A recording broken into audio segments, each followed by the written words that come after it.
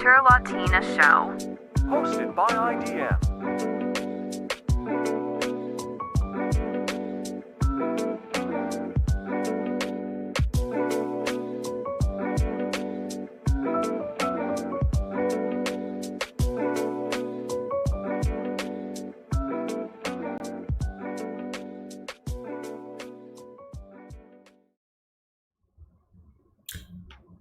And we are live. Hello, everybody. Hello, Nina. How are you doing?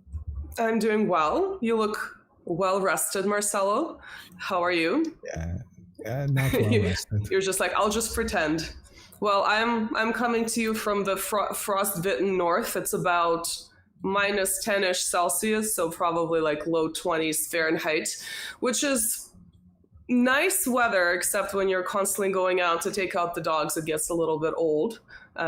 So this is my setting. Clearly, you're a little bit better equipped in a more climatically friendly zone these days. And yeah, welcome to another installment of the WinterLatinaShow. I believe it's number 42, which is pretty crazy to me. And you have, do they see our diagram guest on the screen right now or not yet? Not yet. Not yet. Okay. I just wanted to say, in case you guys see our picture guest on the screen, it's there for a reason. Well, today we want to talk about... on Instagram and TikTok will see it. They might see it, yeah. Well, today we want to talk about the elephant in the room. We really want to break down the dynamic, the relationship between the United States and the European Union. We want to focus on what it stands to be as today, but we also want to go back a little bit in history and situate it in the early Cold War period, starting with the Marshall Plan going into the present, obviously the establishment of the European Union. And you know, as I always say, history helps us understand the present. The better you can understand it with factual information, statistics, etc. The broader understanding you can develop of current events. And so for that reason, we are bringing back our guests that we've had. It seems like 20 episodes ago. It's like all one blur for me right now. So our guest is Nikola Mircovic, whom we've had to discuss the situation in France previously, the French elections that took place earlier this year. So he is very well equipped to discuss this topic. He is a geopolitical analyst. His background is from the European Business School, so he has direct knowledge of our topic today. He's also the founding president of the West East Association, and he's a co-founder of, I'm going to butcher this with my broken French, Solidarité Kosovo Association. He has had more than 15 years involvement in various types of humanitarian missions in the Balkans. And he's also been to Donbass. He's published a number of books, which we've also linked to this episode. So he's very, very well positioned to discuss our topic today. So Marcelo, why don't we bring on our picture guest and we'll bring in our actual guest. I can't tell what's on the screen, so that's why I'm deferring to you. Neither do I. Yeah, no, it all went wrong. It was expected. It's all right. I'll bring Nikola Mircovic now. Salut, Nikola. Comment allez-vous? Salut, Marcelo. Salut, Nina. Hello, everybody. Thank you so much for jumping back on our stream. You were a requested guest from the previous stream, so I'm really happy to have you back here to discuss the proverbial elephant in the room. And what we want to start with is a graph that actually you shared on your social media. I can talk about it as you're bringing it on. Yeah. I put the graph on the screen. It's not awesome. I'm going to do something about it for a second. Yeah, just please go ahead. Well, I mean, I think as soon it's they don't have to see the details. We can link to this graph, but as you can kind of tell what the two lines are, right? The red line is the combined Russia-China line, and then the blue line is the U.S. line. And basically, what we want to talk about as a starting point is the fact that the United States recently surpassed combined Russia and China as EU's top trade partner. But it didn't happen naturally, so to speak. It didn't happen through the proverbial free markets and competition that sometimes American politicians like to talk about. And so this is why we want to talk about the politics behind these economic trends. And we also want to talk about the European situation on its own, because the EU's economy, especially countries like Germany, is not doing well. If you're tuned into the headlines, even without necessarily going into the details, if you type in Volkswagen into your search engine, you'll see that there are massive strikes going on. They are happening over proposed pay cuts. The company is in danger, right? This is such a classic German brand. And if I'm going to just open another window for me, you don't have to see it. You can look this up yourself.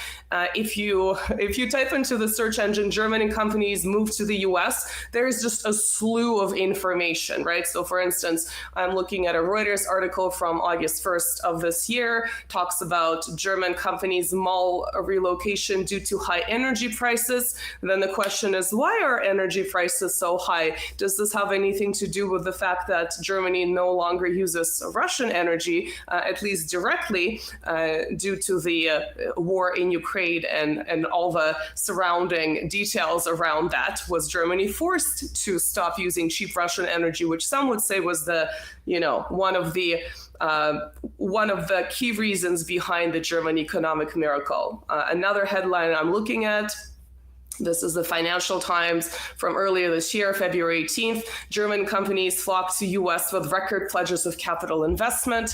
Another headline coming from Deutsche Bank. U.S.-German trade ramps up, but again, to whose benefit? So there also seems to be this outflow of German manufacturing going elsewhere. Sometimes the U.S., sometimes it might be other places. So the European economic situation, especially places like Germany, is not looking very good. So then how can we put all of that into the perspective of US surpassing Russia and China as the EU's trade partner? So Nikola, why don't we start with that sort of situation as we described it, and then we can jump into the past, but we don't have to spend too much time on history if you don't want to.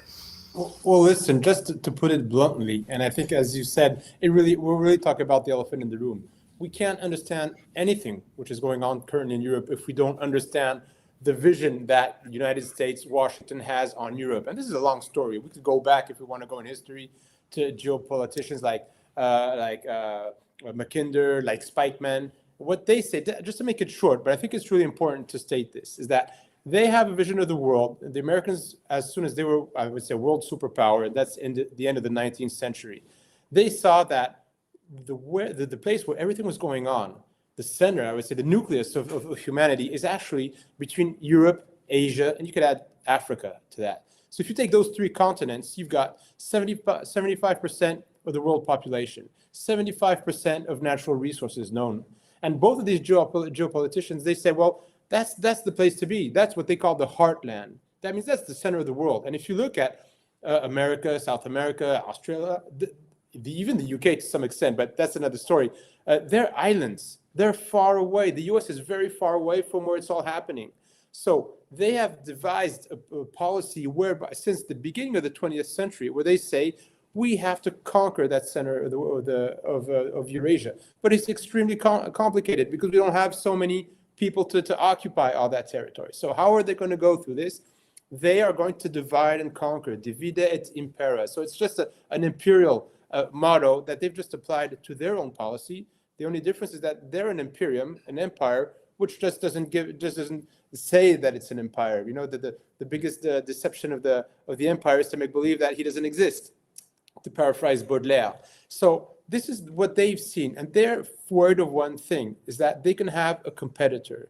So since the beginning of the 20th century, they have really been the world's hegemon, this superpower. And we've seen this during the First World War, Second World War. They always come out. They've got there were less victims than the others. They're not bombed, and they go out and lend money, and people need them. And that's the way the U.S. sees its empire. They need the rest of the world to depend on them, because since the end of the 19th century, they have been producing more than they have for their own market. So what do they need? They need markets to get natural resources to produce, and they need markets to sell the products that they make on their own territory. So that's the way the US has been going on, except that they have understood that colonizing other countries is extremely costly. It's dangerous. It's very difficult to impose your way on other people. So they don't colonize people. They don't colonize countries. They've done a bit of that, but they've stopped because they found out that colonizing the elites is much cheaper and it's much easier. So all they want are people who think that their way of doing business, that if the US is strong, the rest of the world is safe, they want elites in the different countries that are aligned on that position.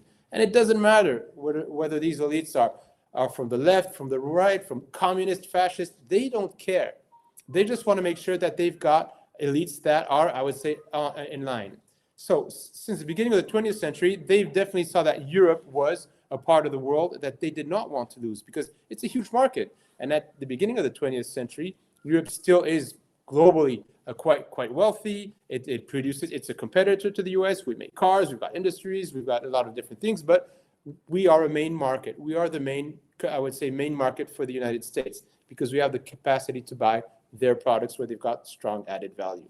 So they intervened in the First World War, not because they were afraid that France was going to become German, but because they were afraid that Europe was going to become German. And they didn't want Germany to become a main competitor to the US. And they did the same thing during the Second World War. Let's not forget that the American servicemen, and I've got a lot of respect for those who died on the beaches of Normandy, but they arrived in 1944, 1 year before the end of the war. And this is quite after the Soviets had lost millions of people after Bagration and different military operations to get rid of the Nazis. So the Americans came at a moment where they thought, they were afraid that Europe could either become Soviet or Nazi or German. And this is not something from any conspiracy theory. If you read, I mean, American neoconservatives, they don't even hide this. If you read Elliot Abraham's book called The Big Stick, so he uses Roosevelt's catchphrase, the big stick. Don't make a lot of noise and use a big stick and you'll go far. And he said, however hideous are communism, Nazism, or whatever, the reason we went to Europe is because we didn't want to lose the market. He doesn't hide this. I mean, this is something which is quite blunt and blatant for them. And we in Western Europe, we've got this, this image of the Americans coming over to save democracy, to fight against the evil fascists and all that. It's got nothing to do with it. This is a script from Hollywood. The reality is that young Americans came and died to serve the oligarchs in the United States who didn't want to lose Europe as a market. I mean, whether you find this good or bad, that's the reality of the fact. Since then, the US has been going in the ups and downs, and they've always seen Europe as a protectorate. And again, Zbigniew Brzezinski, in his book, The Great Chessboard, says Western Europe is a protectorate, like globally Rome had its own protectorates. And this is nothing hidden. This is American policy, okay? So they were afraid because at some time in this Eurasian continent, they saw at the end of the Soviet Union. This was supposed to be a short introduction. I'm sorry. I'm not gonna make it so long, but I'm almost finished. But I really think it's important, Nina. You said it so correctly. If we don't understand the history of these relations, we don't understand what's going on. If you don't understand all of this, then we don't know why there are these wars. Why are these billions of dollars spent on wars? Why are there 700 U.S. military bases around the world? If we don't understand how the U.S. sees the world. Just so to sum it up at the end, what happened in the 1990s is that the U.S. thought that they had won the Cold War and that they won the world. Fukuyama said this is the end of history. So and this is the way they thought about it. And they said we've got to be careful because we've got one risk, is that there could be some sort of competitor which would grow out of the ashes of communism. So we want to make sure that on that territory, in the heartland that Mackinder spoke about, we don't want to see a hegemon. So we want to make sure that these two countries, which scare us a bit, and historically have been always in our crosshairs, which are Russia and China, we want to make sure they don't become superpowers. So they did everything they could to make sure to contain and Russia and China, not because of ideology, not because of democracy or the way they elect their presidents, because they don't want a competitor, and especially they don't want strong nations on the Eurasian continent, because if there are strong nations and the countries between Europe, Asia, and Africa get along, then we don't need the United States, and they become an island. That's a destination we would go to on vacation, because we would become the powerful continent, and we don't need an extra continental power to wage wars between us to make sure that they can control the markets. So this is, I would say, an introduction, something which is it's paramount to understand this. We have wars in Europe today because the US doesn't want to lose Europe as a market. Yeah, I think it's very interesting that you started with classic geopolitics and you talk about Mackinder and the heartland, and the way you've described, summarized American foreign policy is very similar to the way we've talked about British foreign policy on the show previously, where Britain also as an island, as a thalassocracy, right, in classic geopolitical terms, always made sure that there is no major competitor rising on the continent, right? Specifically in Europe, but also that would impact Russia, especially, I would say, in the 19th century onwards. And so their foreign policy was not supporting one particular country. They could support France in one instance, and then they could fight France in another instance if you actually, look at the relationship between the UK and France for, several centuries. So it wasn't so much about liking or disliking this particular country. It was about making sure that another country is not going to rise up and challenge them. And so, for instance, the UK started supporting France when the threat, scare quotes, of Germany arose on the continent, right, especially with Bismarck unifying German-speaking lands. And so it seems like American foreign policy also, as this island country, as you've described it for classic geopolitics, is very similar in terms of making sure, not about ideology, not about liking or disliking particular countries. It's about crushing competitors and making sure that they remain the dominant power. It doesn't matter who that competitor is, whether it's Germany, which is more along the lines of Western democracy in popular parlance, or Russia, which was, communist and now isn't. It's more about having strong competitors. And if those competitors were to unify, let's say, again, in classic geopolitics, that would be Russian resources uniting with German manufacturing, that would be very, very detrimental to the American control, or Anglo-American control, if you wish, of the European continent, of the heartland, etc. So it's really interesting how that foreign policy sort of transferred itself onto the heir of the British Empire, which of course was more of a traditional empire with direct colonial control, unlike the US, the way you've described it. And the other thing I found interesting is that you talked about how it's much easier to colonize the elites. And you and I briefly discussed a book by Michael Hogan, which was published in 1987. It was about the Marshall Plan, but he made a similar argument. He talked about what happened in the wake of the Marshall Plan, which again was the program for economic recovery of Western Europe after World War II, where of course Americans provided loans, expertise, et cetera, but not because they were so altruistic. It was with, direct benefit to them economically, but also to infiltrate the, institutions, make new institutions, and basically to be there to stay, right, in the long term in Europe. But anyway, Michael Hogan talks about he contrasts what he calls, quote unquote, naked imperialism of the past with what he describes as more of a consensual American hegemony. And that's the hegemony that would perpetuate itself through the elites by creating this class that would benefit from the American oversight financially, ideologically, et cetera. And then it didn't really matter what the population, right, the man on the street thought. It was more important to control the elites. And I think we really see this demonstrated well today, even though we're no longer in 1947 to 1952, right? We're 80 years removed from that period, but it still remains very true.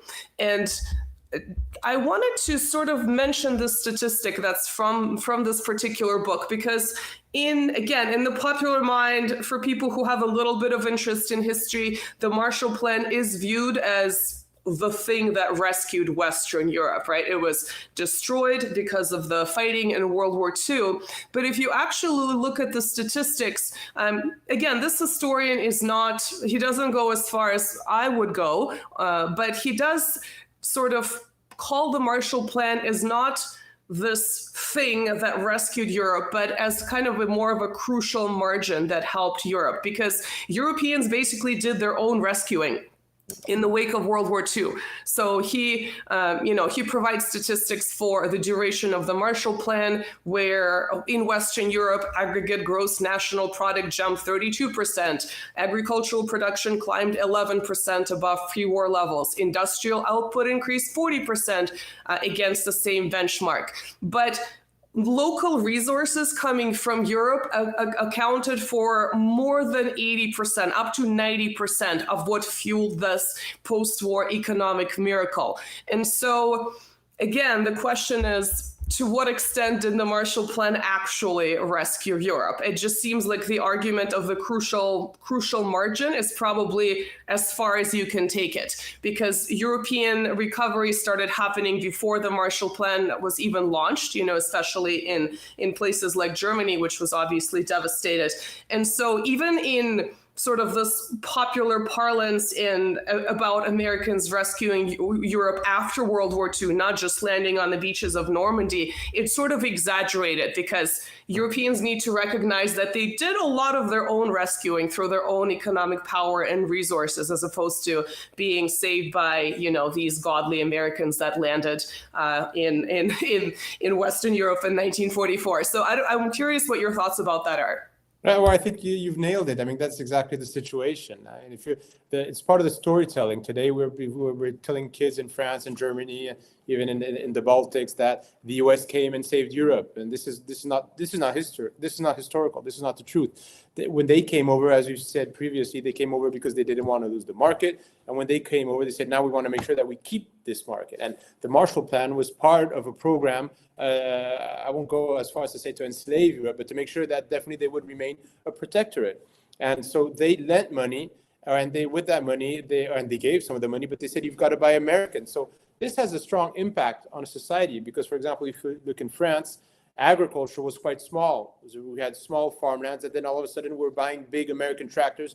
We transformed the whole rural space of France. We've got now, they're not as big as the US, but we do have big exploitations. This is changing the mentality of the farmers. This is changing the mentality of the people. We had a lot of American consultants because they came over. I mean, they had over 160 years of existence, and they came over the French and the rest of Europe to explain us how we had to do our accountancy, how we had to do finance, what marketing was, how we had to develop products and stuff. So there was some sort of fascination and all this easy money that they were just printing, because they were high on dollars at the end of the war. They were printing during the war for their economy, the industry. And then when you're not building airplanes or tanks, you've got to do something with your industries. So they had to produce other stuff, and they needed us to buy. So some people say that they kickstarted our economy with helping us with the dollars, as you just said. No, I mean, European countries are old nations, and most of the countries are old nations, and we've been through war before. It's terrible, but I mean, we've got the resource and the know-how to get out of this. And let's not forget. I mean, for example, if you take a country like France, 70,000 people died in France because of American or English bombing. So a lot of the infrastructure that we had to rebuild after the war was actually destroyed by the Allies, and this happened all over Europe. So I mean, this is just, I've got the figure for France. But so there's something quite pervert in this philosophy or this thinking and political thinking that we're going to lend you money to build back something that we destroyed. So of course the Germans destroyed as well. There was a lot of German bombings, but this is something also which is, I mean, interesting to see that the US doesn't care, and they keep on doing that. They've destroyed Afghanistan, Iraq, they've bombed Yugoslavia, and then they come over with their companies and say, we'll help you guys build yourself back because we're altruistic. But in the building of what's interesting is that, so there was the Marshall Plan, they gave out a lot of money and lent some money, but they were also quite behind the building of the European Union. And this is something which is not well known. I mean, everybody thinks in Western Europe today that, okay, Churchill was for the European Union, Edouard Herriot was for the European Union, the people in the Agnelli family in Italy for the European Union, because Europeans didn't want any more wars. And this is something which is actually good. I agree. All these feuds and wars between Europeans is something which is quite crazy, but this is a bit of history of our continent. And what is led, and so there was this will to build some sort of political I would say, organization where we would try to fend off any ideas of ultranationalism and wars. And this practically came from some good ideas. But as many good ideas, they were recuperated quite soon by the US. Why? Because they wanted to make sure that in this European construction, there was not no will to build something which would be independent of the US. Because if there were so the European Union was built as some sort of political organization which would be able to face off the Soviets and face off the Americans, and we'd have our own industry and we'd be safe because we'd have our own defense and all that. So that's the official script. But in reality, since the beginning, the US infiltrated the organization of this European Union. People like Jean Monnet, which is a French salesman, extremely rich, very close to the US presidency, quite an enemy of Charles de Gaulle, who was one of the architect of the resistance of France. He was, and de Gaulle would say he was actually serving American interests. I mean, this is something that he said. He was involved in the construction of the European Union, which progressively became some sort of, I would say, supranational, technocratic power, which is serving the interests of a lot of people, but not of the European people. And at the end, what you see is that many of the decisions which are taken today within the EU, the fact that most countries have to enter the NATO, which is the American Foreign Legion, before entering the European Union, is something which is quite strong when it tells about the philosophy of the European Union. If you have to enter a military organization, which is, I mean, governed by a country which is not even European, I think that just tells it all on who we're serving here within the European Union. And a lot of the policies that were foreign policies that we're following in the European Union are copycat of what's coming out of Washington. We rarely have something coming, if ever have something coming out of Brussels, which is different. We had a war in Yugoslavia, and I spoke to Jacques Delors, who was the commissioner. I was face to face, alone with him, so no media, no nobody. And I said, "Why did you let the U.S. bomb Yugoslavia? Why did you let them do this and encourage fighting between nations? Okay, there were some differences between nations within Yugoslavia, but we could have settled this without war." And so we had a good discussion about this. And at the end, I was saying, and then the Americans came, then they shoved you, they pushed you a bit, and they said, "We're going to handle this situation." They said, no, European Union. I mean, it wasn't called the European Union, it was the European Community at that time. We will handle it. We were for peace. And at the end, I started sensing that he was a bit tired of me questioning, and he looked and I said, "Why did you let the Americans do this?" And he said, "We had no choice." Okay, so, and that's it. He had no choice because the US said, "We want to divide Yugoslavia. We don't want an independent, non-aligned Yugoslav country within Europe." At that time, Poland, Lithuania, Estonia, the Czech Republic, they're all going into the European Union. First to NATO, then into the European Union. Yugoslavia has to abide. And so Europe didn't do anything against war. And if we took a look at what's going on in Ukraine, it's the same thing. We saw Ukraine, what's going on in Ukraine around the screens here. We know this since 2004. We know what the end game is. We've seen the colored orange revolution organized by the US. We've seen the color revolution, which started off in 2013, and then the 2014 and the bloodbath of the civil war in the Donbass. We all know because we've read Brzezinski and we know American policy. We know what the Americans were doing in Ukraine, and this would end badly. And what did Europe do? What did Brussels do? So we have this big construction, supranational construction, which is supposed to preserve peace and bring peace to our continent. And when there's war, we don't do anything. Worse, we spill oil on the fire. So this is quite crazy when you think about it. At no moment if you look at the war in Yugoslavia and the war in Ukraine, is Brussels saying that we've got to stop the war, that we are against war, that we have to find peace, and that as European peoples who know each other for centuries, we'll be able to find a solution. No. And why don't we do that? Because we are following the policy coming out of Washington. And Washington needs us as a protectorate. So we are the foreign legion, and the US says, we'll go to Iraq, we go to Iraq, we'll go to Iran, maybe we'll go to Iran or to the Middle East, we'll see. And if we have to go to Ukraine and fight Russia, we do that. And there's one just last element that I'd like to add in this, is that in the help that the US brought to Europe, there's one very particular element which explains a lot as well, is that the US at one moment said, "Oh, the French, you got a lot of debt. but you need our money. So we'll do one thing, is that we'll erase part of that debt, but you'll have to do one thing. And you know what that one thing is? You have to play American movies in your movie theater. So we, in the Blooms-Burns agreement, part of our debt with the U.S. was erased, and the U.S., so they shut their eyes on the money that we were supposed to give them back, and they made us play American movies. So then we had under a certain quota, a certain number of weeks where we were. So this means that a sovereign state, to pay off its debt, had to pay the movies. And of course, this is part of all the soft power coming out of the U.S., where they colonized the elites, they colonized the countries without even have to shoot a bullet, because we have become Americanized. And Charles de Gaulle in the 60s said that the biggest problem for France, so this is after the Algerian independence in the 60s, said the biggest problem for France is American imperialism. And he would really be very harsh on what he would call the snob French bourgeois. These were the elite classes, which were already thinking that everything coming out of the U.S. was fantastic.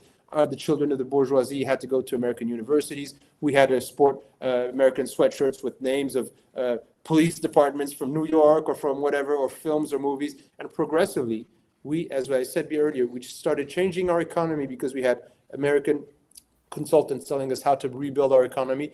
And we started changing our culture because we had access to American movies, American products, American fashion. And this is also one of the ways that the American establishes its empire and makes sure that it keeps the West and other parts of the world under its control. Would you say the opposition to this level of American control has decreased over time? So, for instance, you gave an example of de Gaulle in the 60s. We can think back to the period right before the Iraq invasion, where Germany and France were very much opposed to that action. Ultimately, they did not succeed. Obviously, the question of Yugoslavia was a little bit earlier, and they seemed to just go along with it. But if you look at European politicians, pundits today, there seems to be very little opposition, even compared to, the early 2000s. Everyone just seems to go along with what's being said. Yes, there are some opposition parties like, AfD in Germany or something like that, where there might be a little bit of a disconnect with the official sort of party line, but it doesn't seem to have as much opposition even as just a few decades ago. Why do you think that might be? Because I think that the whole political establishment has gone through the processes of being, Americanized. They've all of those is really quite interesting, because if you look at the political spectrum in France is an interesting case, because in France we have strong anti-American sentiment, not against the American people, but against the American establishment, the country, Washington, and all that. I mean, the French are able to distinguish the people and the government, but because in France it's specific because it's coming from the Gaullists. So de Gaulle was a staunch anti-American in this sense that he kicked out American bases. I mean, there's no other European country which has ever done this. He kicked out American bases. So he said, "U.S. go home." He got out of the integrated commandment of NATO. And within the right, you've got the sentiment that France has to be a strong sovereign country and has to be dependent of no other country. And first of all, the U.S. And de Gaulle, he said, U.S., the American empire, is our biggest threat. So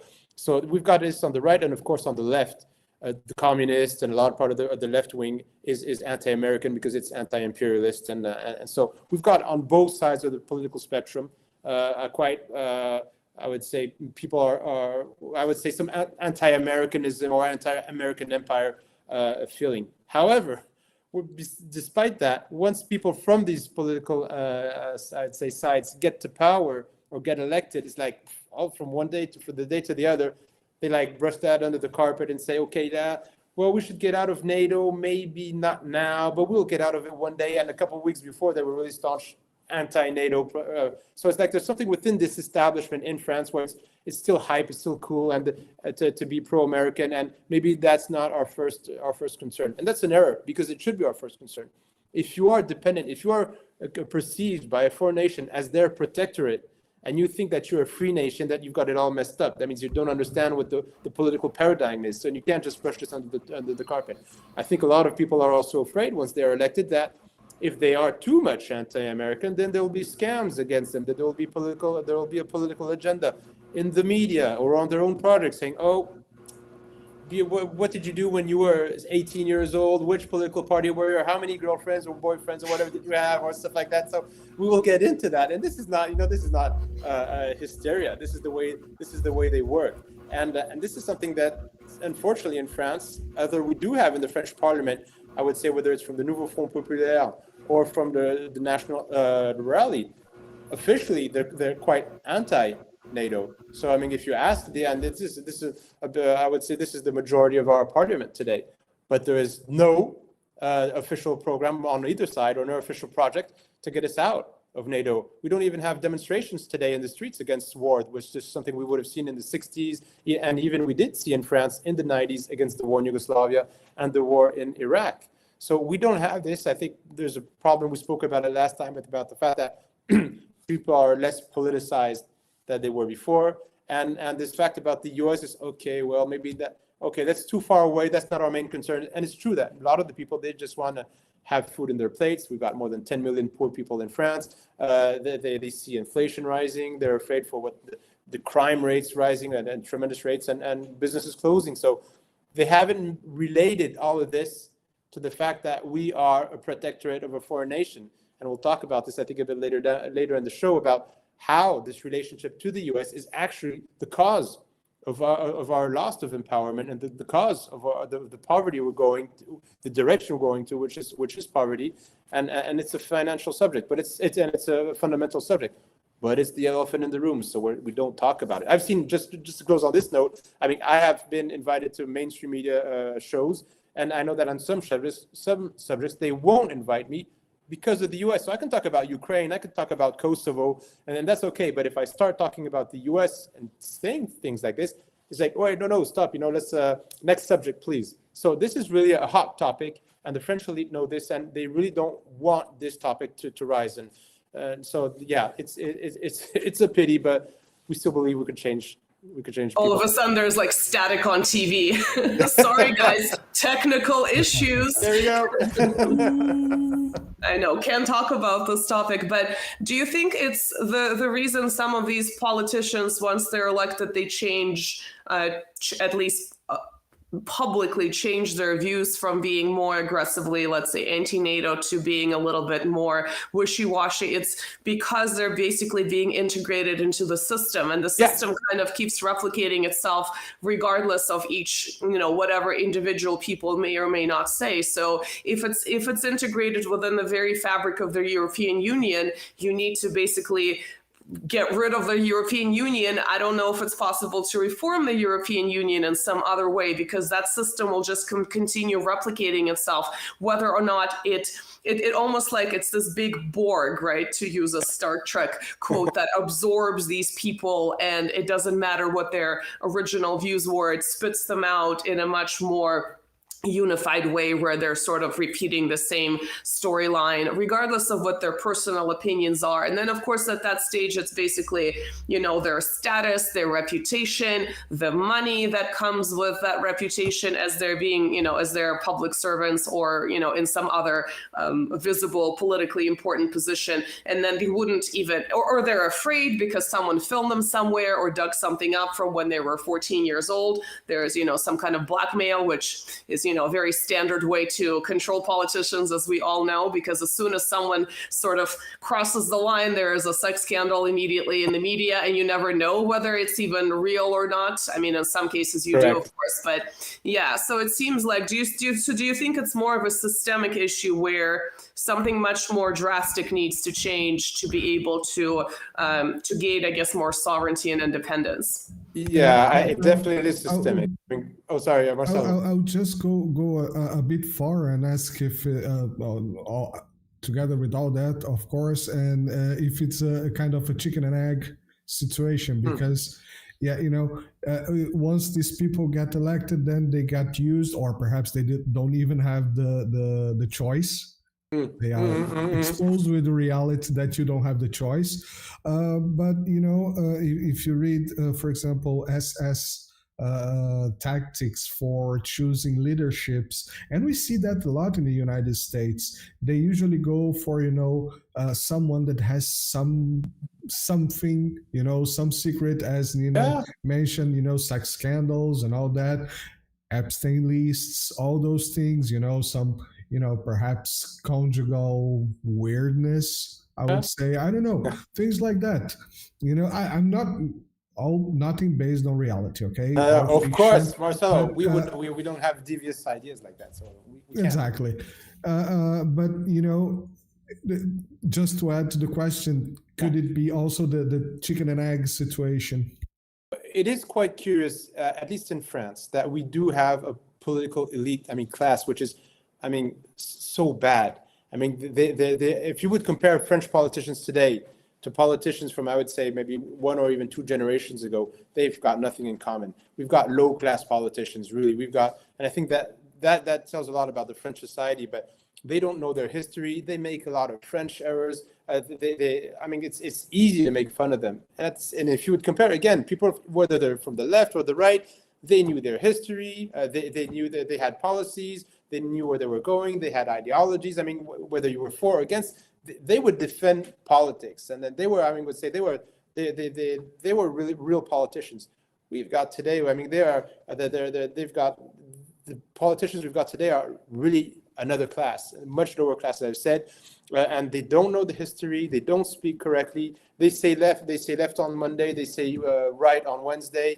They go in one direction and the other. And it's highly plausible that a lot of these just arrive there because they are corruptible, because they have maybe some of these. How do these people get there? Or so maybe just the people. There's another idea, but maybe that just the real smart people who are politicians, they don't get there because they're not corruptible enough, or they said, I don't want to even go in there because they will corrupt me, and I prefer living my own life. But to some extent, to see that from the left to the right, we've got so many people, not all, but so many people which just don't know what they're talking about, don't know what to do for France, that you are entitled to say maybe some of these people are in there and will be promoted because we know that they will be bad. They will do whatever we tell them to do because all they want is a position, the job, and the glory that goes with it. And maybe some of these really do have some bad stories that they definitely don't want to see. And we can control them. Again, these are some of the oldest tricks of the trade. So this is what surprised me. So the French political system and elite today is globally of a very, very bad, I would say, extraction. That's something which is definite. And let us not forget the role of the American NGOs, an embassy, and all the. We've got the American embassy a couple of years ago. I remember they had a project for the French suburbs. So this is an idea. They had projects. So they would go to the French suburbs, and with American taxpayers' money, they would tell the people in the suburbs, this is what you've got to ask for in France. This is how you're going to get integrated in French society. So this is crazy. This is really crazy. So this is not even the French government to go see, which is going to see. Imagine, I don't know, I'm going to take something maybe not so provocative.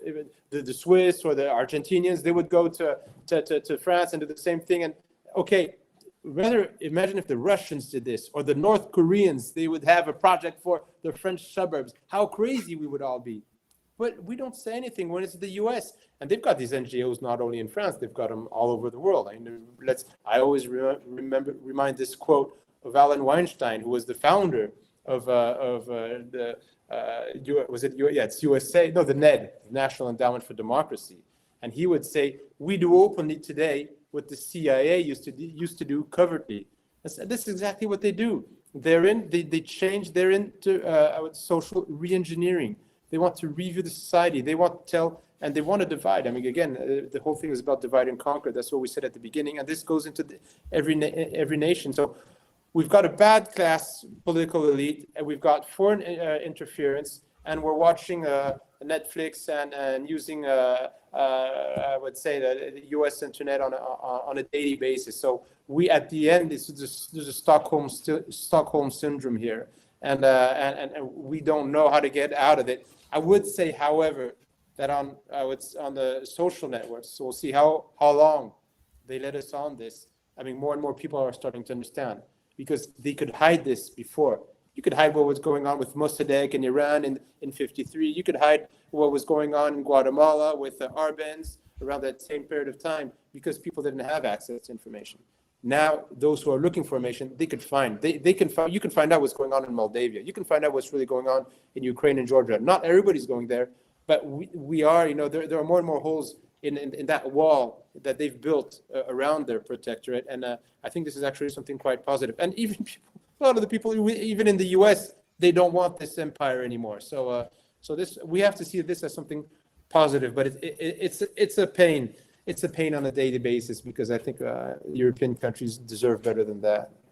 Yeah, I think it's a very interesting point about social media, which, we bring up all the time, but very anecdotally for me, seeing the types of responses I get about the current situation in Georgia with the anti-government protests, a lot of people understand the dynamics as opposed to 10 years ago in Ukraine. That's not the only color revolution attempt, of course, but again, this is for me very anecdotal, but when you have hundreds and hundreds of comments and the people seem to understand what they're talking about, not everyone, but a lot of them more so than 10 years ago. And again, yes, some of them might be bots, some of them might have been, agents sitting behind their keyboards. But even all of that, put aside, it seems like there's just more awareness about the dynamics of these protests and whom they benefit and whom they do not benefit. So I find that really interesting, the chasm between the official media and the social media and what's being pushed to us. And we also talk about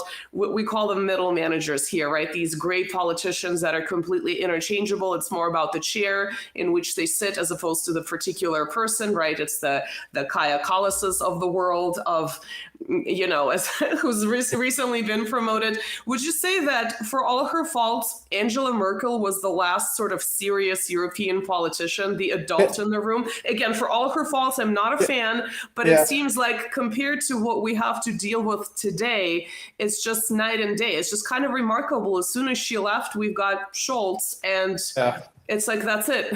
And can you believe we're regretting Angela Merkel? I mean, this is something I never thought I would say. And again, because this is, again, a class of politicians which had education, which knew the political system, which knew their history, which knew their language, which knew how to speak to and Angela Merkel would not have let the situation, I think, honestly, even though she has done a lot of bad things, I mean, there's no doubt about that, she would not have let the situation get out of hand as it is today, because it was probably not easy for her either, as well, with 100,000 U.S. servicemen on her territory, and the U.S. more or less telling her what to do to try to be independent was not easy. But the fact is that she was of course a better politician than Scholz, which is, I don't know, he definitely messed out his career or whatever he wanted to do. He should have chosen something else, because it's a catastrophe for Germany now.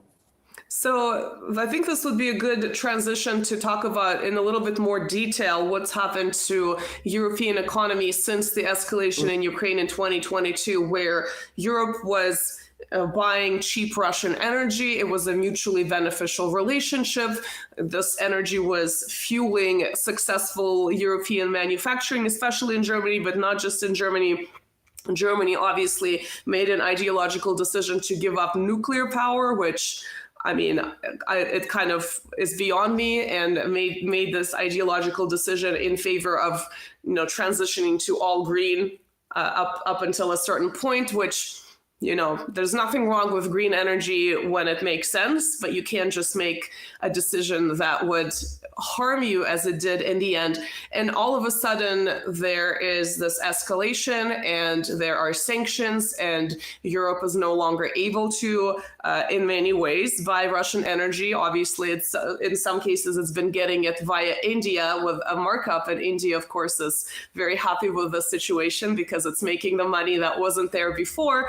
But can you talk a little bit about what's happened in the last 2 years and why the U.S. became, I would say by design, the leading trade partner for the EU, and also how China plays into this, because obviously China is a huge economic power. So, and we've seen all these visits, right? Annalena just had an embarrassing visit to Beijing, where as per usual, instead of arriving in some kind of a mutually beneficial situation, she criticized, all the standard key points that European politicians go there to criticize, which is very different from diplomacy. I mean, this is not what you do, but it's kind of expected, I think, in today's day and age. So that relationship between China and the EU obviously would be mutually beneficial, but the fact that now it's declined a little bit, if you can talk about that in relation to what we've been discussing, that would be super helpful.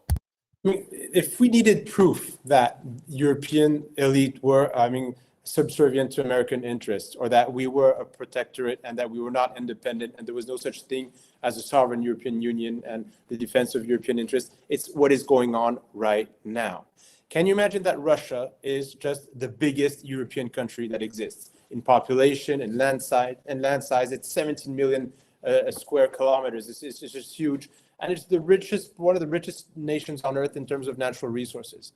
So any country on the world which would be a neighbor of Russia would try to get along with such a powerful country. It just makes sense. And if that country were Germany, or if that country were anybody else, you would like to have good relations with such a powerful country, especially if that country hasn't done anything bad to you. If he invades you, okay, that's another problem. But in the case of France or Germany, there's no invasion whatsoever. So we had a relationship, and there was a strong relationship. Germany had a prosperous economy thanks to cheap and good quality Russian gas. France was, many people don't know this, France was the first foreign employer in Russia.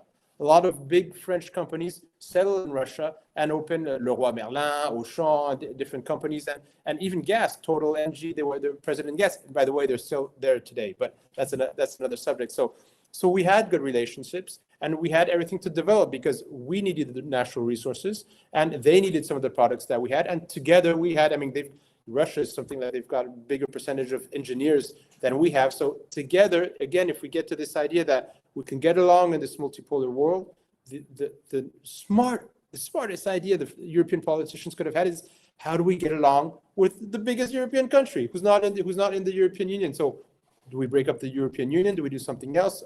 But in any case, we get along with that country. And we're doing all the contrary. At the same time, just to get to your point on Russia, we've got China. China is building these new Silk Roads, which wants to develop, peace and prosperity through economic initiatives. And even J.D. Vance, the future vice president of Trump, said, well, "Listen, we're trying to control the war with wars, and Chinese is helping the poor and building roads. We've got it wrong." Okay, so this is just common sense. They want to work together. We can work together. This doesn't mean that the European countries are going to be slaves or protectorates. Never has in the Russia, or neither have the Russians or the Chinese have some sort of doctrine where they want to control us.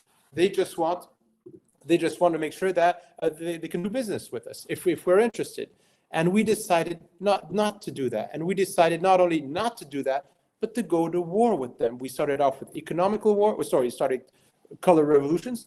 The European Union participated in the Maidan. And don't forget, our world-renowned famous philosopher who was a Nobel Peace Prize of Death, Bernard-Henri Lévy, was in Maidan. He's telling us to go to Georgia. He told us to go to Iraq. He was everywhere. It's like he's the vulture. Everywhere he shows up, something is about to happen. Exactly. So he was there, and our foreign policy was all about toppling a democratically elected president in Ukraine, and we're doing the same thing in Georgia. This is totally counterproductive. We have no interest besides serving the U.S. So people say, "Oh, you're just saying that. How can you prove it?" Well, the Bible says you judge a tree by its fruit. What have we gained out of these interventions? Nothing. Has France gained anything with bombing Serbia? Nothing. In bombing Libya? Nothing. In bombing Afghanistan? Nothing. Germany? Maybe a bit more. The U.S. gains out of all these foreign wars. And in Europe today, so France has got kicked out of Russia. And also with all these sanctions, 17,000 sanctions against Russia, Russians are no longer buying agricultural products or technical products that they used to buy from France, from Spain, from Italy, from Germany. So they said, okay, you guys don't want to sell? The Russians had the good idea saying, we'll try to build them ourselves. And if we can't, we'll find other suppliers. And guess what? They found a lot of suppliers and started doing things themselves. Not only have they started building themselves, but they export what they build themselves, and now their exports are competing. They're competing with our products. So we've really shot. I mean, Viktor Orban, from the Prime Minister of Hungary, said that we shot ourselves in the lungs by doing this. So not only have we cut off the links with, even the IMF says that Russia is the biggest European country in terms of GDP in PPI or PPP. They're the first. So we've cut the links off of this. They're continuing. I mean, Russia has very small unemployment. They've got something like 17% undebtment. And what do we have? So Germany has trade deficits for practically the first time in 30 years. That means that they're importing more than they're exporting. And they're supposed to be the lung of the European Union. We're all behind Germany in helping them to export, because some way that's going to help us. So they've got a trade deficit. France has a trade deficit. We've both got, these are two of the biggest countries of the European Union. We've got huge debts, which are over 100% of GDP. And so we don't have the means of waging wars, where our countries are really crumbling. There's a French political analyst called Jérôme Fourquet, who made an analysis of how the metaphors of France, which is totally changing. So the effects of the soft power and the views that we have on the family, on religion, on society, and all that are crumbling. And at the same time, we're extremely poor. And we've got many companies, whether it's in France, Germany, Italy, they're going out of business. And as we spoke about before, you've got businesses from Germany, which are actually moving out to the US. So cui bono? So European nations are all poor because of this. And plus the war in Ukraine, just to speak about Ukraine, is costing us something like 200 billion euros. So we don't have money for our hospitals, for our school systems, for the judicial system, for the police. We don't have money for that, but we have money for this war, which is not bringing us anything, and it's cut us off from one of the potentially biggest partners we could have had within the European Union. Who's taking advantage of this? Who's selling us the gas and the petrol that Russia is not selling us anymore? The United States. Who is taking in some of the high-tech companies from Europe, which are not investing in Europe, but because of the taxes, because there's the taxes and because the energy is so high? The United States. They're the only ones which are getting benefit and profit out of this situation. So it's not easy to understand that from the beginning, all of this story about Ukraine and all was in the interest of the US. And Brzezinski said it again. It is extremely important to tell all our viewers that all of this is coming out from the mouth of prominent American neoconservatives, historians, politicians who don't even hide this. Brzezinski said that Western Europe was a protectorate, and he also said that to cut Russia off of Eurasia so that it would no longer be an empire, we had to cut off Ukraine. So this is again, and other Americans which disagree with Brzezinski's positions, but who agree on this on this fact, like Mersheimer, like Hudson, like Jeffrey Sachs, who was one of the only persons who knows correctly the Kremlin and the White House, and he's the first to say we should never have done this. We went to war to cut Ukraine, to cut Russia off of Europe, so that we could make sure that Western Europe would always remain a protectorate, and they would. So this means that as a Western protectorate and a poor Western protectorate, we will depend even more on the United States, because when we were manufacturing planes, automobiles, we still do a little bit of that, but if we can't produce them anymore, what are we going to buy? Definitely not Chinese automobiles, not Russian automobiles. There are no automobile manufacturers on the other continents, so we're going to be buying American, maybe probably. And again, so you do see like countries like Poland. This is extremely important. In the European Union, each country pays some sort of tax to the European Union so that it can run. And you've got countries which pay more than they receive. France and Germany pay more than they receive from the European Union. And the European Union, for example, gives more to Poland. But who does Poland buy its weaponry from? Who does Poland buy its nuclear power plants from? Who does it buy its helicopters from? From another European Union country, which manufactures them? We manufacture a lot of those in France. No, they buy everything from the United States. So we are giving out help to American companies so that they can take businesses which should have been kept for European countries. I mean, we've got so many examples of this to show that this whole European thing is just serving the interests of the United States. And we are in some sort of Kafka, Orwellian situation, which we've got these technocrats totally disconnected with what's going on the ground, and who think that this is a great idea, that waging wars, getting people killed, serving the US, and being able to go do maybe a conference in a lifetime at Yale or Stanford is something fantastic. And this is the best way to be serving the master, is to be helping him achieve his plans for our continent. So we've got, voluntary servitude. This is what Etienne de la Boétie called, speaking about people compared to their nations.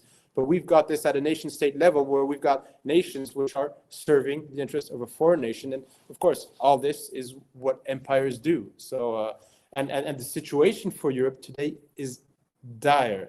As I said, the social situation is extremely bad. As Fortier said, and I spoke about a couple of minutes ago, and the economic situation is bad as well, because of you cannot be competitive if your energy is so expensive and you don't have natural resources. So we don't have natural resources, and we've got expensive energy. We're going to be maybe some touristic spot, or I don't know, something like that. Maybe at the end we will be making sweatshirts for the Americans or something like that. For the Chinese. For the Chinese? For the Chinese, yeah, but they don't want the Chinese in. So we'll see if we'll see what goes on with China, but maybe for the Chinese. Is there a way to untangle this mess? I mean, in my opinion, China is such a big economy that naturally, eventually, things will turn towards Eurasia if they haven't already. Even if there are all these delayed indicators of, the US trying to apparently bring Europe down so that it could bring itself back up, or at least certain members of a society, maybe from the oligarch class. But do you see a way out of this? Do you see a way to untangle this mess in a way that would be the least painful for the European continent? Yeah, definitely. I think, Aristotle said that the path to liberty is courage. So we need courage. And I think as the situation is going to be more and more complicated, we will have people which will come out of the European political scene and who will not take it any longer, because it's going to be complicated. We saw it during the coronavirus syndrome, people dying. We had very bad healthcare, and not only because of the virus, by the way, but that's another subject. But the situations are getting so bad that people are really getting extremely angry about the situation. It's so easy to keep the people sleeping when you can have all you want, when you can go on vacation, when you can you've got your supermarkets which you can buy whatever you want. You can buy a huge flat screens or 2 cars or 3 televisions or whatever. It's easy with the consumer society to do that. But once that consumer society dies out and people start getting poor, people start eating.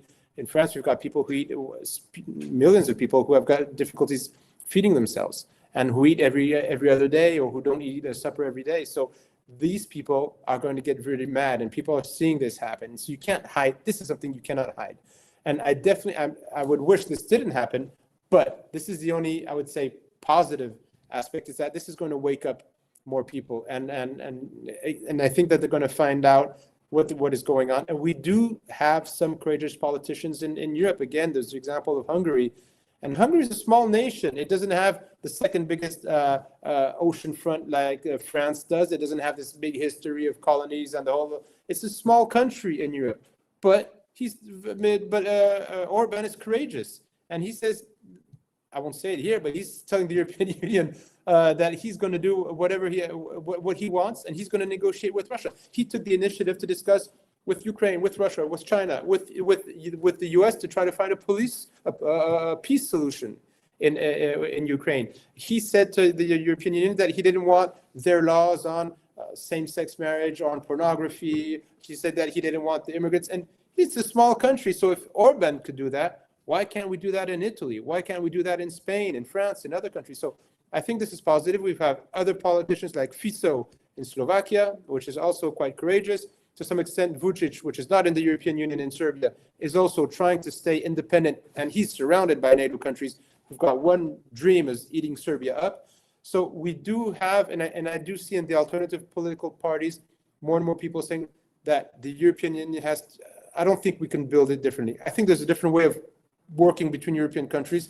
But I think that the basis of the European Union are flawed, and you can't work together if from the beginning you're going to be supernatural. I mean, that's above the national entities of the different countries and supranational. I meant to say, this is something that just doesn't work. We've got unelected people giving us orders, telling us, making us wage wars, making us enemies of countries we don't even hate. I mean, we're in the crosshairs of Russia now because we're participating in a war killing Russian soldiers, and we don't hate Russians at all. So I mean, we just want to discuss and find a solution. They're putting us in such a situation where we're living targets now. So this is something which is extremely crazy, and we don't even have the means to defend ourselves. So this is even crazier. I mean, if the French army would go to war, I think it would last 2 months, and then I mean, these are the French military saying this. So I mean, so this is the truth of the situation. So I think this is something which is extremely bad globally, but in these bad situations, we will see the men and women who will be like during the resistance in France, will have the courage, and we need those people. We need those people to say, okay, I'm going to stand out. I don't care about the flat screens. I don't care about the number of cars. I don't care about that. I'm going to fight because I believe in liberty. I believe in free speech. I don't want these oligarchs sending my children or myself to war. And we do see more and more of these people, I think, around Europe. And I don't see how they can get out. I think, again, what I do see is that they're tired. They've got all they wanted, these elites and oligarchs. They changed the society. They got rid of Christianity. They've got the social, I mean, the consumer society in there. They're telling us what they want. They control the schools. They control the businesses. They've got all that. And when you control everything, at one moment, you're not fighting for anything anymore. And so you tend to, to drop your guard a bit. And that's where those who've got everything to fight for, especially the poor people of the society, those who are in a distressed situation, they've got a lot of reasons to fight because they've been kicked out of the system. And I think that this is going to be positive for us because more and more people say we can't continue like this because we don't want the war and we just want to live normal lives, a bit of culture, some food, some wine, and enjoy ourselves as we know that we can do that. So this is something which is, I think, we are going through difficult times, but I remain optimistic because I see more and more people who are waking up. They've out of that grotto or that cavern of Plato. They see the real world, and now they're waking their brothers and sisters, saying, "Listen, we got to get out of this conundrum and out of this nightmare." Perhaps Orban is so brave because he's a good Catholic man, so there are no videos about him floating around. So he is not corruptible. Therefore, he can do what he wants. And on the topic of. It was George Galloway who said this week or last week with an interview with Larry Johnson, the difference between embarrassment and shame. If you caught me on bed with my wife, I'll be embarrassed. If you caught me on bed with your wife, that's shame. You got it. And Italy. Just to mention Italy, it seems one of the countries that. It's hard to say because Italy's been playing the game of Brussels, but at the same time it's not. It seems like because there's a big difference when I see, for example, Macron talking smack or Olaf Scholz and Elena 360, saying all those things. They are belligerents. They are really belligerent.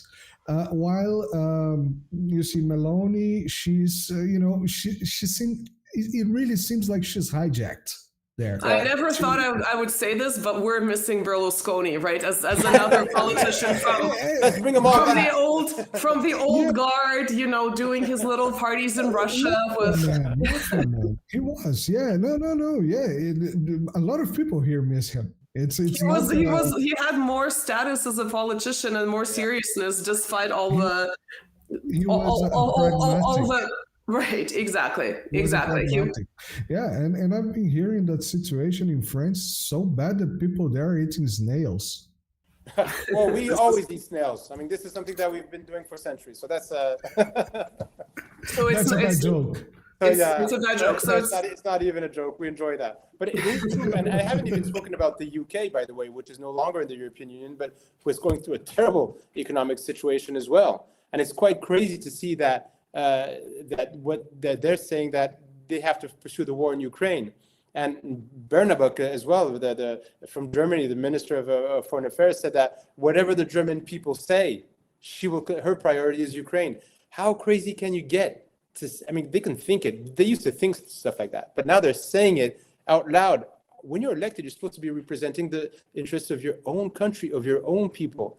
And if you can't feed your people, if you can't find them jobs, if your companies are leaving the country, and if you're, again, we're talking about over 100% indebtedness. We're talking about trade deficits. So this is not just a delicate situation. This is a very bad situation for the West. And they're saying our priority is the war in Ukraine. So this is mad. And again, I was speaking about Kafka because you're pinching yourself, saying I'm in a nightmare. They can't really be saying this. How will the generations after us, if there are any, judge our politicians? We are definitely the stupidest era of Europe and since the caveman. This is really something which is quite crazy, and we're going through this, and you could pitch yourself as hard as you want. This is the true situation. We've got politicians which are so convinced that the world will be better if the U.S. manages everything, that we're committing suicide. And we're closing our eyes on the killing of other Europeans between each other, and we're sacrificing our economies and our sovereignty. Because once you've got no more sovereignty, you're no longer a people. You just cease to exist. You're in the protectorate. You obey. Yeah, I hope it doesn't come to what you're describing, where there is a tipping point and it's an economic tipping point, because I keep thinking back to the post-World War I situation, or around World War I, where the Russian economic situation and social situation was so bad that there was a successful revolution. But Germany, that did have revolutionary sentiments, did not have a revolution that, even despite the devastation of World War I, its economic situation was better and the recovery was quicker. So I'm thinking about, that contrast between the two. So ultimately, if, like you're saying, it's not about flat screen TVs and multiple cars, if there's nothing to eat, things might get much, much more serious. And I really hope it doesn't get to that point, because it's a mess that will be much, much harder to get out of. So I'm hoping, like you're saying, that there might be more of these courageous politicians, like you're saying, coming out, and just the general public awareness, as we've seen on social media. Again, it's pretty anecdotal, but I would say the statistics for media trust, mainstream media trust, being dismally low is also very much, indicative of that. And it's a little bit more scientific, for the lack of a better word. But what do you think might happen with, the change of administration in the U.S.? I don't think that, the Russian side kind of expects American foreign policy to stay its course, because that's how it's always been, at least for, the past few decades. However, do you think there might be sort of a more positive surprise coming with the new Trump administration coming in, with the situation in Ukraine being as bad as it is? I know right now the outgoing administration is pumping as much effort into escalating the war, it seems, in the last literal, month and a half of being in power. But where do you see that particular component of the dynamic here? Well, definitely Trump will not put an end to the American empire. That's for sure. He doesn't have the time, he doesn't have the means, but I do think that he understands that the U.S. can no longer be the hegemon it used to be.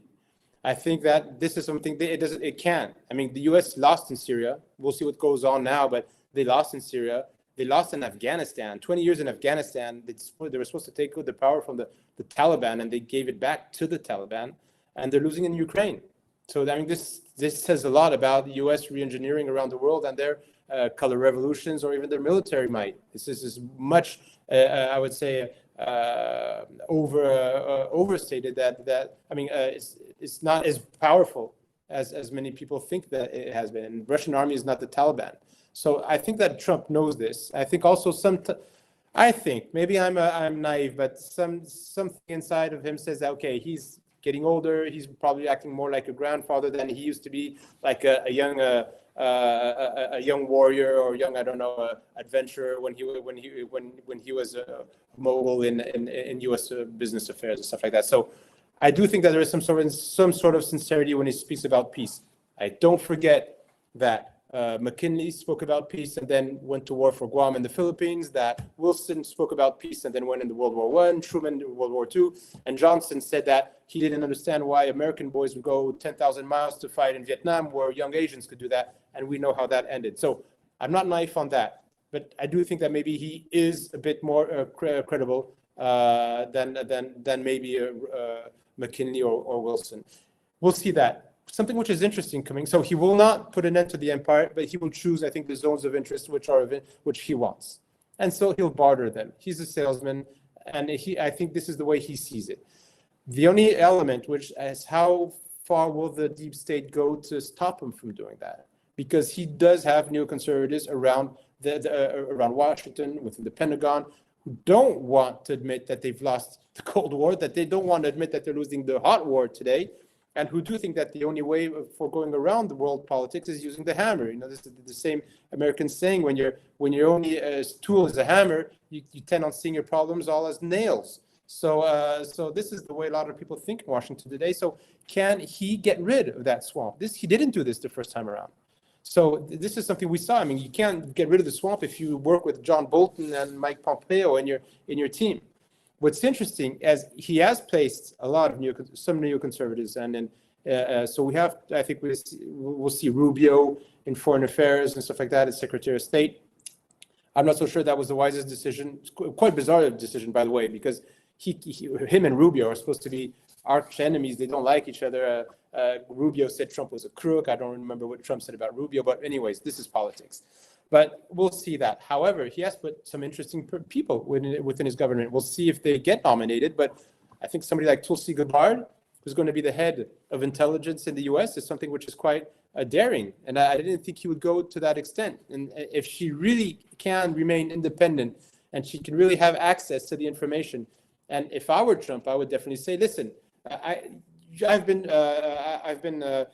castigized. You've slandered me. You've called me names. You've accused me of so many things. But I'm going to show you information about those people who said those things about me. I'm going to show you the real facts about the wars we waged and why this has nothing to do with the interest of the Yugoslavs, the Iraqis, or people in South America or in Africa.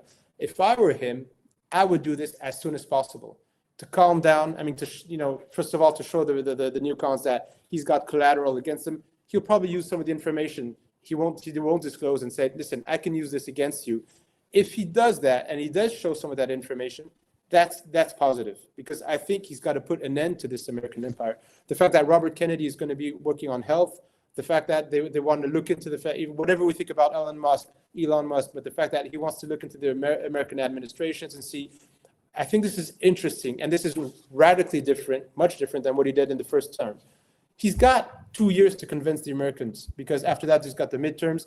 And if he wants to go quickly, I think he's got to go into blitzkrieg mode. He's got to attack right away to show that he's not going to be persuaded or convinced, or I would say he has to show that he's not afraid of the American deep state. And I think he's got to attack and show this information and go directly to the table, the negotiation table with Russia, with China, and find something. That's a lot of work to do in 100 days. So he probably can't do everything, but I will give him a bit more, I would say, I would think it's more possible this time than last time. If after a month or two, we don't see anything really radical in the nature of the discussions or the types of information that he's going to disclose or that he's going to take, it's going to be the same thing as it was before. And it will be the same old thing. And definitely, as Hugo Chavez said at the European nations, I mean, he said the only people who could defend us from the United States are the Americans themselves. But I think at that stage, the Americans will really have to do something, because that would show that their whole political system is totally corrupt. You can't have somebody coming out and saying, I'm going to clean the swamp, I'm going to stop wars, and still have that swamp and still have the wars. After one moment, the U.S., which is responsible for so much of these wars and wrongdoing on this earth today, they have to really take their own power back, because the political system is not enabling them to do that. Yeah, in my opinion, at best, there will be more of a turn about containing China and maybe trying to de-escalate with Russia. I think in the best case scenario, that would be the focal point, but who knows? It might be nothing. I mean, it might be a nothing burger. Just fight some of these brave decisions with Tulsi and so on and so forth. Marcelo, we have any interesting questions, or have they been addressed as we've been talking? Well, not too many questions today, but there is one from Who Cares, and I think it's kind of interesting just to mention, as we already talked about this before, about the whole situation in Europe. He asks if this has something to do with the extremely high number of migrants and refugees. Well, I would like to add before going that just recently, Keir Starmer kind of let it out that all these open borders have been a plan. And I mean, we talk about this for in my channel for a year, because the channel has a year, but you know, other people talk about that kind of openly. Yeah, this has all been designed.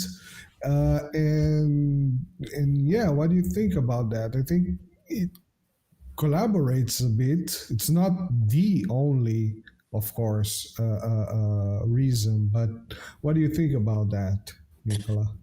Listen, I think that was crazy that Starmer said that this was by design. And I think it's not a surprise. Again, this is one of those topics that people used to say that conspirationist people would say this and this was not true. And then all of a sudden you've got the Prime Minister of the UK saying, well, actually, it's not a conspiracy. This is true. So again, I mean, there's so many of these. Again, who is taking benefit of this? We've arrived in a situation today where I think there's been immigration in France and many European countries, and that's not an issue. But it has not been controlled. And we've been opening massively the borders, and many immigrants came in thinking that this would be the El Dorado, that they would have the flat screens, the 2 or 3 cars, the big house, the nice wives, and everything like that they've seen on TV. And when they arrive, it's not the case. A lot of them don't have jobs. Those who do get jobs are badly paid jobs, and they live in subnormal, maybe not subnormal, but at least not so decent conditions. And so they're not taking advantage of this. And the French are not taking advantage of this because the immigrants coming in are working for lower wages. And so that's lowering the wages of the French working. And it's creating, there is no integration of these immigrants. So the way that they have conducted these immigration policies, that they took populations from other countries and they put them all in the same place, where they created their own ghettos. And there is no mixture between the French and these people. And you can't integrate foreigners if you don't have a policy whereby you explain that you're being greeted in a new country, that you're welcoming them, that they have to do some efforts on the language, on the history and all that, but that you're going to help them and that you're going to help them integrate. There's been no policy. They just said, okay, you go in that part of town. And then, and what did these people do? They didn't integrate. There was no path for them to integrate. So they got together and they recreated the societies they left. And of course, they're quite fed up and quite mad because they find out that there is no such thing as this European dream, that they left their countries and that they're cleaning houses here, where some of these people had better educated or better jobs in their own countries, and they're in the taxis here. And being a taxi is a fantastic job, but if you think you're going to be a very rich man and own a castle and have everything which goes around, you're not going to do that being a taxier. So, and probably most jobs. So there's a lot of frustration, and we have arrived at a level of numbers which is getting dangerous, because there are some parts of France or Europe which don't resemble Europe. And again, I do think that what the UK Prime Minister said is true. This is part of a program to destruct the European nations. This definitely, I mean, this, at one moment I thought that, okay, these people are just plain stupid and they're just ideologues and they just think it's going to be working well.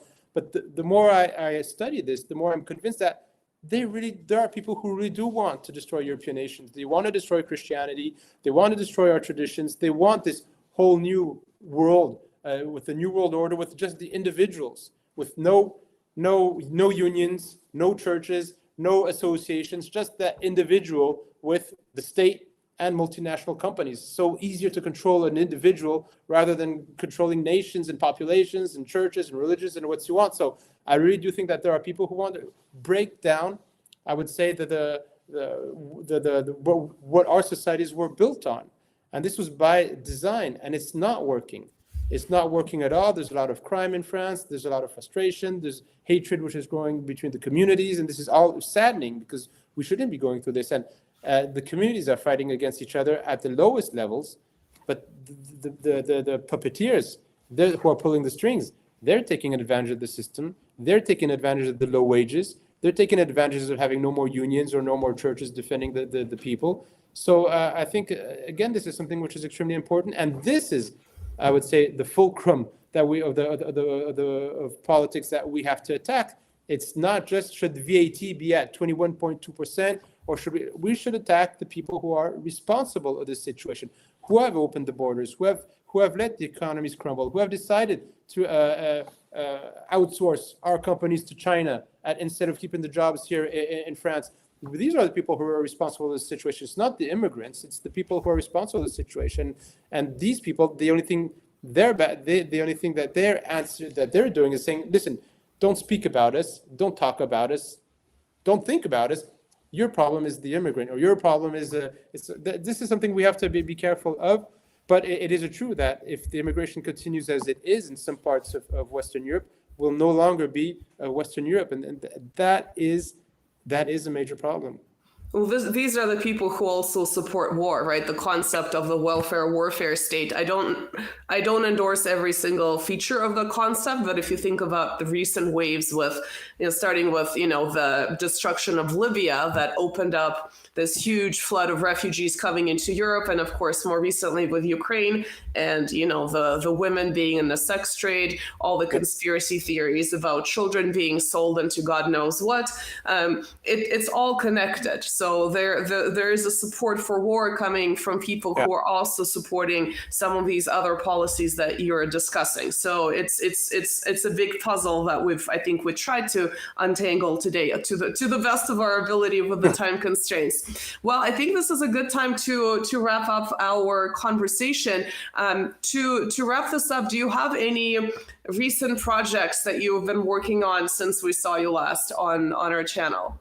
Well, listen, with my humanitarian association, West East, in these past, the object of this association is to get the European people to get to know each other better. I saw you were in Poland. Your people were in Poland. Exactly. So we're trying to get the people from Europe to work together out of the European Union Atlanticist philosophy. I think it's in our interest in the multipolar world, which is coming, whether we would like it or not, to get to know each other better, to get to work better outside of the European Union. So we've got to get rid of those shackles and still keep contacts, because it's quite ridiculous people going to war between European people or either with other continents. But we can already start getting along. We've got Greek and Christian civilization history together, and I think we've got a lot out of that. So we helped some poor kids in Poland.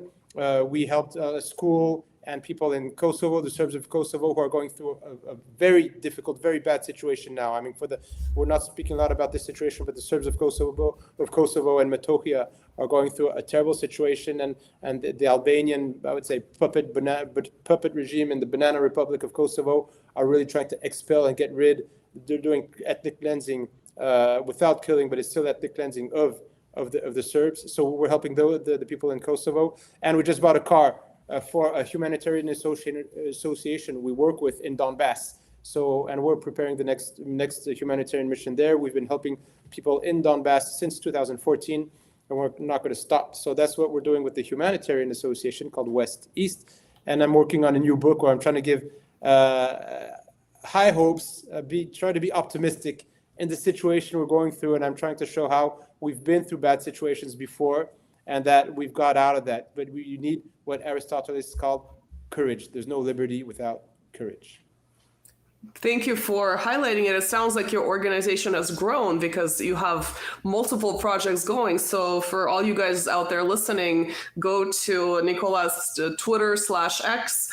I'm not sure if you have West East linked. Not yet. I know it's not in English, right? The name is actually in French. Maybe I'll throw it into the description box to make sure people can see your humanitarian pursuits. Well, thank you so much for jumping on again. This was really sort of pessimistic with a little bit of optimism. all the Kafkaesque adventures that you've described aside. So thank you for coming back on. We would love to have you back to maybe talk. Well, specifically to talk about, like you said, the situation with the Serbs of Kosovo, other than people who are Serb or politicians who are involved in that directly, I don't really see much media coverage at all. I mean, sometimes you have to go to, Google Translate sources coming from either Serbian or I can read directly in Russian, but there's really not much coverage. So I think we might have you back for that because it's such an important topic. And it also plays into what we've been discussing in terms of dividing and conquering. So, Marcelo, any parting words? Well, yeah, I'd just like to thank you, Nikola, again, to coming to the show. This the Winter Latina show is the second time. In the IDM is the fifth time already, right? Yeah, we came twice. No, the fourth time. I exaggerated one. And always a pleasure. It's always an amazing conversation. And thank you very much. And thank you everybody that's been watching us today. Remember that all the links are going to be linked on the description.